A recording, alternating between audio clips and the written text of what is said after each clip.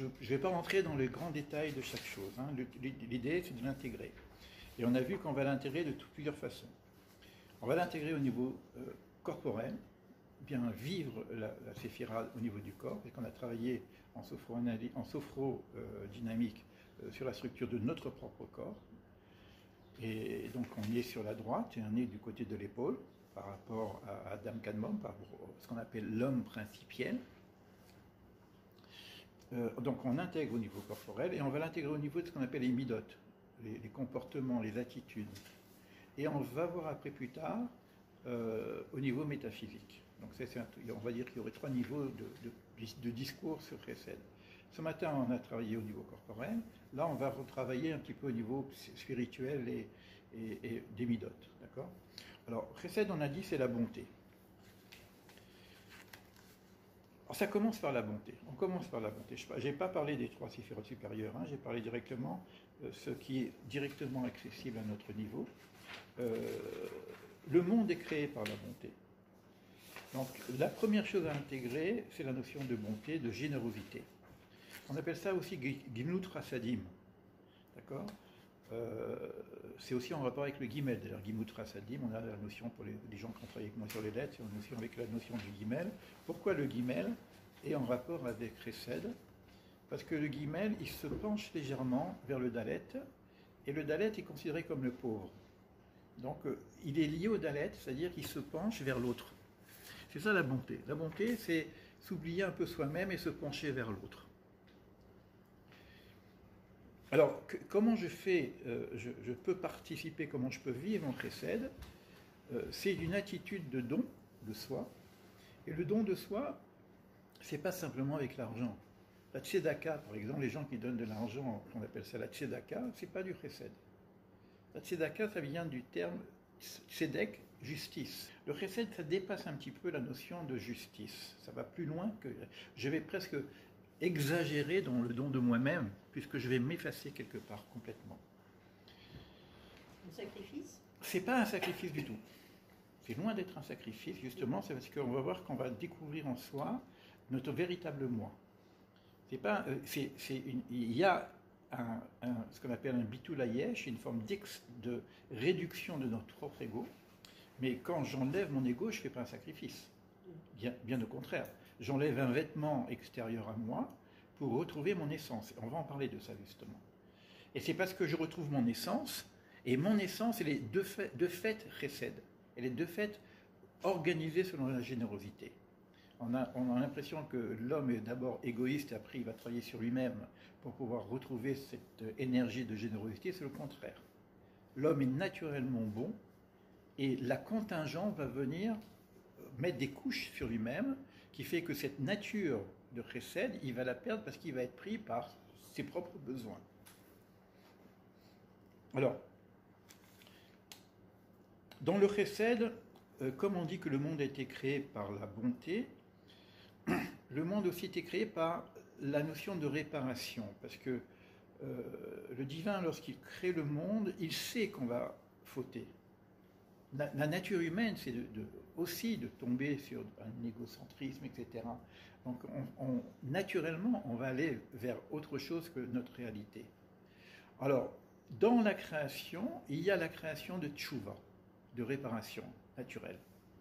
C'est pour ça que la teshuva et la notion de teshuva, c'est-à-dire revenir à soi-même, se réparer, on va travailler, nous, sur le tikkun olam, la réparation universelle.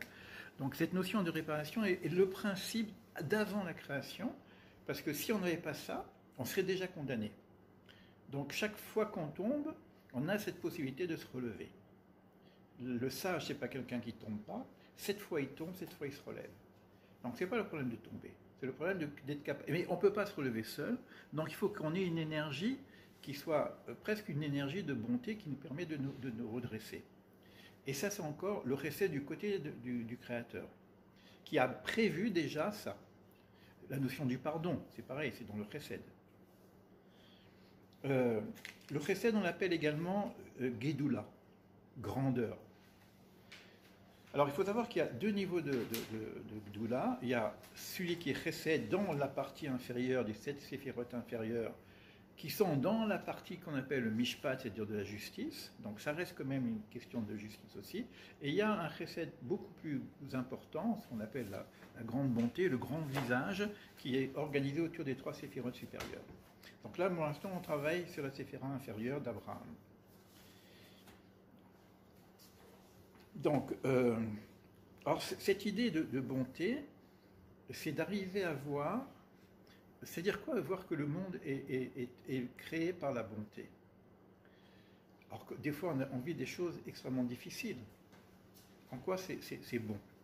Alors il y a une notion comme ça qu'on dit gamze le tova. Gamze le tova. Ceci également est bonté. C'est-à-dire que chaque chose, on ne le voit pas, mais chaque chose, c'est une. Voilà, pour l'instant, on peut le poser comme une croyance, comme un axiome, et après, il faut qu'on le découvre. C'est une croyance qui n'est pas facile, c'est un axiome qui n'est pas facile. On voit les guerres, les machins comme ça, mais il y a un principe comme ça que tout ce qui se passe, comme il y a une énergie divine dans toute chose, une acceptation en tout cas du divin, ça veut dire que ça ne peut pas être mauvais. Sinon, il y a un problème avec la notion du divin. Si la notion du divin n'est pas toute bonté, alors on ne comprend pas. Donc il y a quelque chose qui nous dépasse, et toute l'étude de la Kabbalah va essayer de nous expliquer la problématique du mal. Parce que si le mal c'est mal, on a un problème. On a un problème avec le divin, puisque s'il est maître du monde. D'accord? Donc on va essayer de comprendre à quel niveau le mal est pour nous un mal, mais à quel niveau Gamzul et Tova, ceci également bonté. Alors ça nous oblige à comprendre aussi la structure du monde. Alors quand je dis Gamzul et Tova, je ne parle pas de ce monde-ci d'en bas. Je parle au niveau de la racine des mondes, du monde de la création. C'est-à-dire, en bas c'est mal, mais si je regarde au niveau de la racine, c'est-à-dire le principe réparateur qu'il y a derrière le mal, ceci également est bonté, parce qu'il y a un principe réparateur qu'on appelle un tikkun, tikkun olam. C'est un enseignement qui est très complexe, qui demande beaucoup de temps. Donc le livre qu'on avait fait, que j'ai commencé à faire d'ailleurs, qui s'appelle Da'at Vunot, les lois de la direction divine, vient nous expliquer un peu ces choses-là. Comment c'est possible de vivre un monde tel qu'il nous est donné, parce que ce monde il semble imparfait, avec un créateur parfait. Je ne vais pas faire ça, mais ça rentre dans le cadre des études qu'on a partagées, en tout cas pour ceux qui me suivent depuis un certain temps, que vous retrouvez dans le site de Kabbalah existentielle, qui s'appelle les voies de la direction divine. Comment? Alors la question qui se pose, c'est, nous on va travailler comment moi je me comporte. Mais dans la Kabbale, on va essayer de comprendre comment Dieu se comporte vis-à-vis des humains. Comment c'est possible que ça s'appelle bonté alors qu'on vit des choses qui semblent difficiles? On ne peut pas imaginer une notion de Dieu qui punit, proprement dit. Donc la crainte de Dieu, ce n'est pas la punition. Donc il faut vraiment entrer dans ces débats. Mais ce n'est pas le sujet, mais notre sujet maintenant c'est nous vis-à-vis du monde. En tout cas, c'est des axiomes qu'il faut essayer d'intégrer et on verra de quelle façon, nous à notre niveau, on peut commencer à grignoter un petit peu des éléments de ces informations. Alors, celui qui représente cette identité, c'est Abraham. Alors, chaque séphira inférieure a un représentant. Et c'est quoi Abraham? On voit qu'Abraham, il a, par exemple, il a une maison. Ben, c'est des tentes à l'époque, hein, mais partout il y a une porte. Pourquoi il y a partout une porte? De façon à ce que si quelqu'un vient du nord ou quelqu'un vient du sud, de l'est ou de l'ouest, il y a toujours une porte devant lui pour entrer chez lui. Il ne fasse pas le tour, tu vois. Et donc il a les portes ouvertes, c'est ça la générosité. Il a ses portes ouvertes. Ces portes ouvertes, c'est lui-même qui est totalement ouvert si tu veux à l'autre. Mais en même temps, il y a quelque chose de particulier, c'est que donc il va inviter les gens à manger, donc il va les accueillir, donc on est dans la générosité pure, mais il va leur demander quelque chose. Il ne va pas leur demander de payer le repas. Il va demander aux personnes qui sont venues consommer quelque chose chez lui de faire une bénédiction, de remercier le Créateur de la nourriture que lui a donnée, pour pas que les invités, en tout cas qui viennent, puissent dire bon, merci Abraham. Non, c'est pas moi. Moi, je suis qu'un intermédiaire. Il faut remercier le Créateur. Et ça veut dire en même temps que la véritable bonté, quand tu es dans la générosité, c'est pas simplement de donner à l'autre, c'est de le relier au Créateur. Tu vois, c'est-à-dire, c'est quoi la bonté? Au Karban Torah. Tu dois aimer les créatures. Ouais, avec ta briotte, c'est marqué dans les Pirkei Avot. Aime les créatures. Urkarvan la Torah, rapproche-les de la Torah. Puisque la véritable bonté est dans la création et donc dans la Torah. Donc lorsque tu ramènes les gens dans cette énergie de bonté, tu les ramènes aussi vers la Torah. Et c'est ça qui s'appelle bonté. C'est pas simplement je donne et puis on va me dire merci, etc. Donc on est toujours avec cette notion de trouver dans toute chose la partie divine. Et quand je regarde le monde, le fait simplement d'avoir un regard, un regard qui fait que le monde est divin. Toute chose est divine. Et quand je rencontre une personne humaine, je vois aussi dans cette personne humaine sa partie divine. Puisque toute chose a été créée à l'image de Dieu. Donc si c'est créé à l'image de Dieu, vous êtes tous des dieux. En tout cas des images. Donc je dois découvrir en même temps, c'est-à-dire que je ne peux pas avoir une distanciation avec quelqu'un qui est créé à l'image de Dieu. Même s'il est tordu, il y a quelque chose de divin en lui. Donc c'est ça la bonté, c'est de toujours trouver cette partie divine qu'il y a dans chacun d'entre nous. Oui. C'est ce que tu disais quand tu disais que le yod était dans toutes les lettres. Alors, on peut dire ça aussi. Ça, c'est beaucoup plus transcendant encore. Là, on est vraiment dans des choses on est presque dans la morale, quoi, hein, humaine. Le yod, c'est beaucoup plus élevé encore, parce que le yod, c'est plutôt dans les sphères supérieures, tu vois.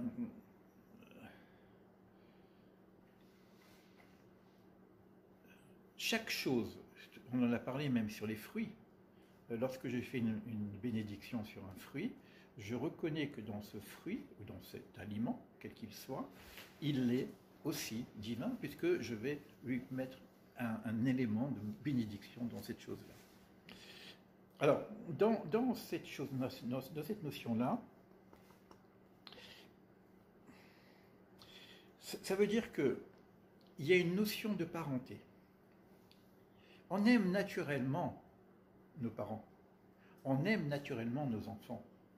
Il n'y a pas besoin de faire de leçons de philosophie, de morale pour aimer quand on est dans la proximité. Mais si nous réfléchissons bien au niveau de la création, nous sommes tous issus du même père. Il y a un homme au départ, Adam Arishon. Donc on a tous le même père, quelles que soient nos religions, quelles que soient nos situations. Et quand vous êtes père d'un enfant, par exemple, même si l'enfant est tordu, vous l'aimez. Donc on a cette idée-là, sans tomber dans le nihilisme de dire tout est bon, etc. Parce qu'en bas, il y a quand même des vrais problèmes. Mais l'idée de fond, elle est là. L'idée de fond, c'est que nous sommes liés tous les uns les autres. Il y a une notion de parenté entre nous. C'est-à-dire, on est frères et sœurs, ou parents, etc. On a quelque chose. Donc cette générosité, elle n'est pas quelque chose que je suis gentil, je suis bon, etc. Moi, quand je donne quelque chose à mes enfants, je n'ai pas le sentiment d'être dans la générosité. Eh bien, il faudrait que ça soit pareil avec quand vous donnez à autrui, quel qu'il soit. C'est une nature. C'est ça le précède. C'est une nature interne. Et ça va demander un certain travail sur nous-mêmes. Et je vais vous parler de ce travail qu'on va essayer de voir de façon à pouvoir le vivre pendant au moins une journée, puisqu'on est dans la journée du précède. On a la nuit encore du précède. Et puis voilà, donc cette nuit-là, on va commencer à parler un petit peu d'autre chose, mais déjà, on va essayer de l'intégrer. Alors, cette notion que tout est lié, ça veut dire que je pourrais me positionner un peu à l'image du Père. Donc il y a un livre qui s'appelle Le Palmier de Dévorah, qui nous demande d'être à l'image de Dieu, c'est-à-dire de la même façon que Dieu aime le monde, il faut que moi j'aime le monde. De la même façon que Dieu pardonne, il faut que moi je pardonne. C'est ce qu'on appelle l'imitation de Dieu. C'est une injonction? C'est une proposition pédagogique. Hein. Soyez bons à l'image de la bonté divine. On appelle ça l'imitation divine, l'imitation de Dieu. Donc ça veut dire en même temps, si on est à l'imitation de Dieu, quand Dieu donne, il ne cherche pas un retour. Il n'a pas besoin de retour. Donc la notion de la main droite, du don de la main droite, c'est un don sans retour. Alors, c'est des choses qui, pour certaines personnes, on peut le ressentir naturellement, mais on va essayer de le découvrir dans toute chose, de le développer en nous-mêmes. Alors, pour développer ça, ça demande ce qu'on appelle le bitul hayesh, une forme de réduction de l'ego. C'est extrêmement difficile d'exister en tant que je me moi, en tant qu'égotique, et d'avoir ce niveau de chesed. Il est très malin cet ego. Il faut savoir qu'il trouve des excuses pour exister, et je vais vous faire un exercice tout à l'heure qui n'est pas évident. Bon, c'est une écriture qui est dans le livre que j'ai partagé avec vous. Alors, je vais continuer un peu l'enseignement. Quand je prie, par exemple, la prière juive, donc ce qu'on appelle les 18 bénédictions de la Hamida, on va commencer Dieu d'Abraham, d'Isaac et de Jacob. On va positionner la relation à Dieu avec ces trois niveaux. Je ne vais pas parler de Dieu de Moïse, pourquoi pas. C'est Moïse qui nous amène quand même la Torah. Je vais me positionner aux racines de la relation divine, parce qu'eux, ils avaient une relation, à part Moïse, qu'il a eu, mais le peuple, c'est-à-dire que les Hébreux, avaient une relation presque naturelle avec le divin. Il y avait des anges, ils parlaient avec les anges, etc. C'était pas rien, quoi. Et on invitait les anges à manger, quoi. Abraham, il invitait les anges à manger, c'est un truc bizarre, quoi. Alors, c'est pourquoi Dieu d'Abraham, d'Isaac et de Jacob, on va trouver les trois sphères de base. Chesed, Gvura, Tiferet, dont on a parlé. Mais ça commence par Abraham. Ça commence par Chesed. C'est-à-dire, je ne peux pas intégrer le divin si je n'intègre pas le Dieu, ce qu'on appelle le Dieu d'Abraham, c'est le Chesed. C'est cette notion, si tu veux, de bonté. Sinon, le risque qu'il y a, si je n'intègre pas le Chesed, je risque de tomber dans ce qu'on appelle une forme de fondamentalisme, de rigueur, la justice. Dieu veut ça, et on va étouffer. Alors que si je commence par Chesed, je sais que le reste dépend que de Chesed. Et quand je vais parler, par exemple, de la justice, c'est un vêtement qui vient se superposer au Chesed. Mais la racine, c'est Chesed. Quand il y a, par exemple, une discipline, quand vous faites une discipline avec vos parents, avec vos enfants, la racine de la discipline, c'est la bonté que vous avez, parce que vous ne voulez pas qu'il se fasse mal, par exemple.